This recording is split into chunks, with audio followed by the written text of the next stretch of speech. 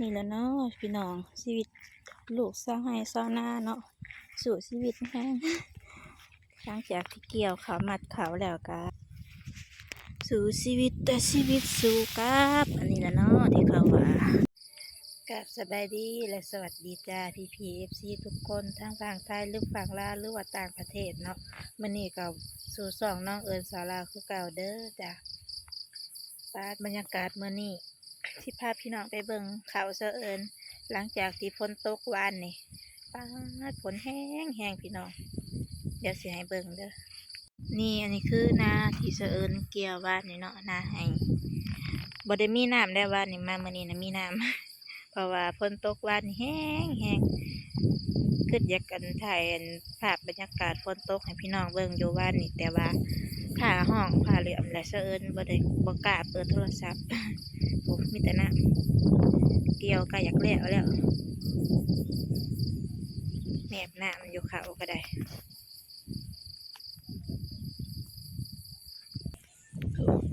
มีแต่น้ำลมตอนนี้ก็ได้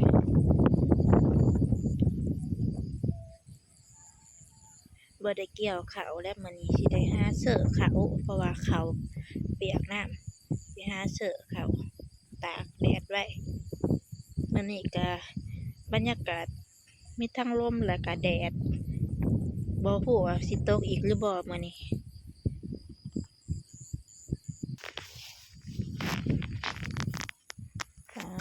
ถอนเขามีแต่น้ำวันนี้พี่น้องถอนเขาเสะเอิญนะแมบน้ำมีแต่น้ำเพราะว่าฝนแห้งวันนี้กระโต้งปลาก็ได้จนได้โต้งลี่อีกทุกคนเขานาบากับพายเป็นโต้งลี่ได้ปลาหลายเติบ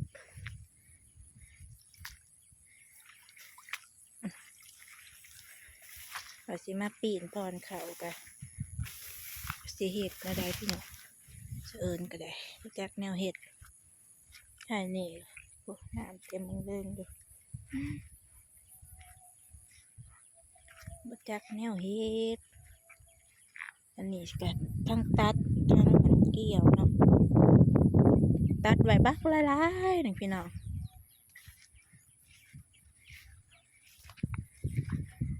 บ่ท่านละมัดบ่ท่านอย่างฝนมาก่อนตัดไว้มีแต่ตัดไว้กับเกี่ยวไว้กำลังคนเขาได้2 รถ 3 รถนี่แหละโตเกี่ยวก่อนทั้งนาทางความห้องไปนะคนแล้ว2ไห่ยังไห่1มีแต่เขาตัดได้ตัดแล้วแต่บ่ทันละมัดทันละคนเปียกน้ำเบิดพี่น้องตัดได้หลายไห่แล้วประมาณบาง10 กว่าไห่นี่แหละทั้งตัดทั้งเกี่ยว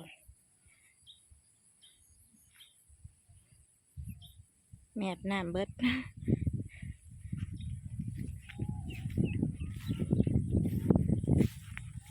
จากแนวเฮ็ดเจอสิไปเอาหัวผูกเนาะมี2 ตัวพาพี่น้องมาเบิกเขาจะเอิญก่อน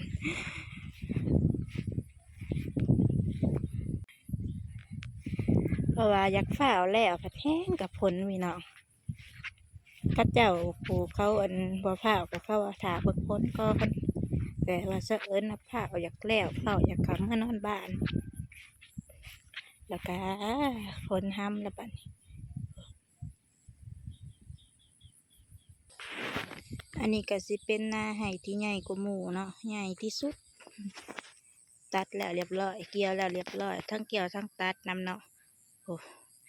เต็มละเนื้อนาบอยู่บ่ทันละมัดบ่ทันละคนฝนมาห้ำเปียกเบิดจักว่าน้ำหกเต็มอยู่บ่จัก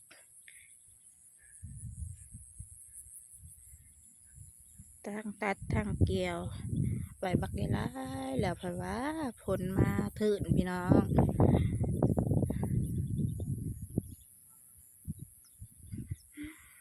บ่จักแนวเห็ดแต่ยืนงงเกาหัวเสิร์นก็ได้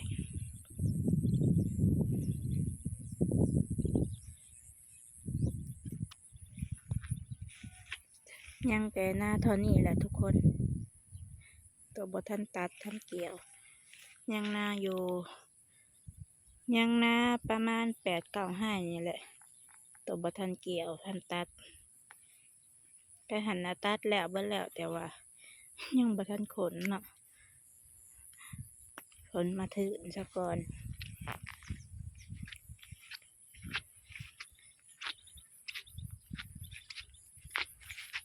ใครแต่ตัวบทันตัดทันเกี่ยวไปแล้วเนาะพอตัวตัดตัวเกี่ยวแล้วละตีแม่หน้าเบิดเปียกเบิด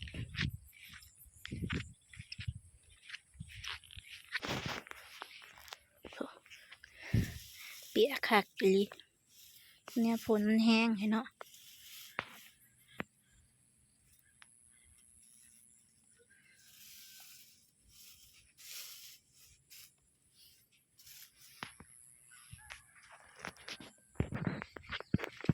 น้ำหอม ตะกี้น้ำบ่มีมาปานนี้นะน้ำไหลหลวดๆเมื่อวานนี่มันขึ้นมาหอดพีประจักน้ำเบิ่งเขตน้ำประมาณเพียงนี้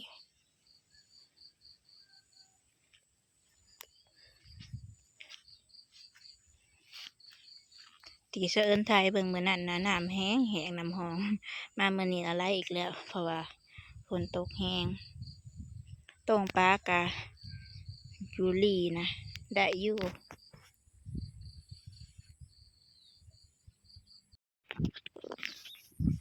นอกจากที่เสะเอิญความห้องมาแล้วกะมาเบิ่งนาให้นี่อีกเนาะนาให้3 ไร่แปลงทั้งนี้นะเป็นย่างให้ดีให้เดียวเนาะให้เทิงกับให้กลางนักคนแล้วเรียบร้อยแล้วนัดแล้วคนแล้วเรียบร้อยย่างให้นี่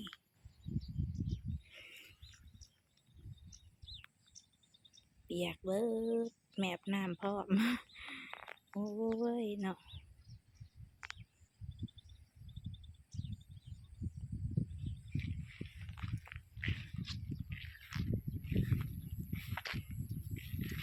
เราบอกเกี่ยวเพราะว่ามันซุกแล้วอันเด็กทุกคนก็เลยเกี่ยวก็เลยมัดก็เลยตัดเนาะแล้วก็ว่ายังบ่วิดผลอยู่จักสิตกหอดชายผลกะได้ยินข่าวว่าวันที่1กะสิยาอันนี้แล้ววันที่1แล้ว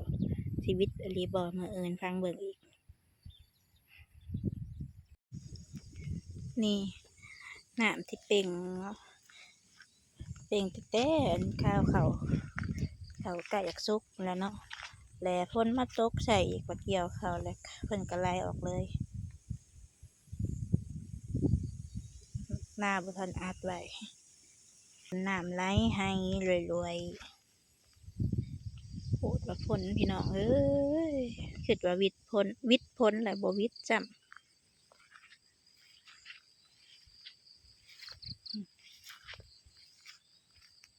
แมบน้ำเบิดเลยข้าวเสะเอิญน้ำเต็มอึงเติง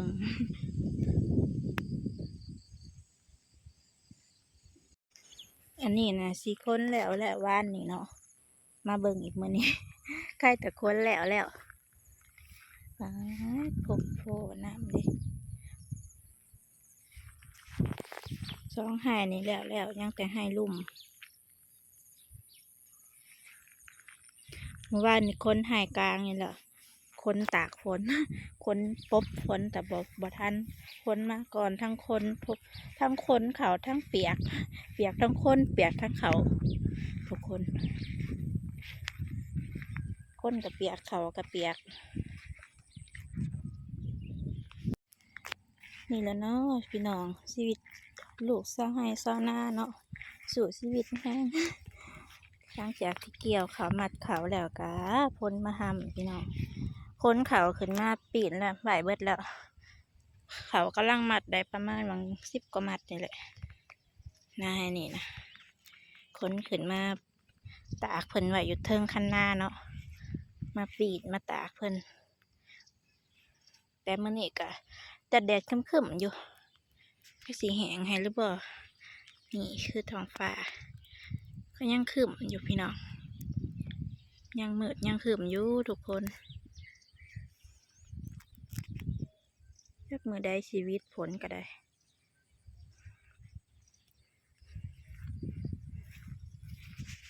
สู่ชีวิตแต่ชีวิตสู่กับอันนี้ละเนาะที่เขาว่า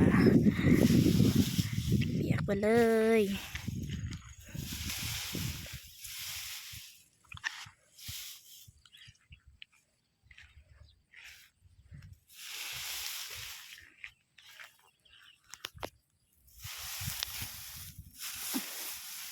นักมันเปียกนะ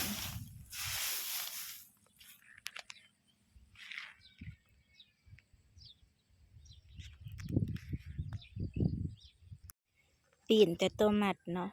ตัวบ่ทันมัดกับบ่ได้ปีนกันสิไปปีนเบิดกะคือสิเบิดมือบ่แล้วง่ายเพราะว่าให้ใหญ่ปีนแต่ตัวมัดตัวบ่ได้มัดกะป้าไว้หั่นแหละป้ามันแหงเองโลดย่างมาส่องเบิ่งหม่องเขาเจ้าตรงดีป้าพี่น้องย่างมาเบิ่งดีเขายามแล้วใส่เต็มกระตาเกือบเต็ม นี่ทุกคนเสอิญกับพัดจะเกิดมากกับบ่เคยเห็นอันเป็นตกเดือน12นะนี่ทุกคนยามแล้วคนกำลังถือใหม่เนาะเสอิญกับพัดจะเกิดมากกับบ่เคยเห็นคนตกแห้งเดือน12เนาะอยู่ฟังล่าวตอนนี้นะก็เป็นเดือน12แล้ว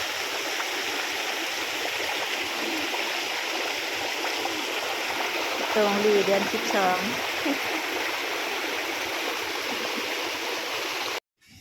เขาอันน้ำบ่าวกับไอ้ตรงขึ้นนี่นะมีแต่ปลาขอปลาเข็งเนาะปัดรอบเสามาแล้วมีแต่ปลาซิวปลาขอปลาเข็งกับ่มีแล้วมีกับบ่หลายน้ำมีแต่ตัวนี้หน่อยนี่ปลาขอหน่อย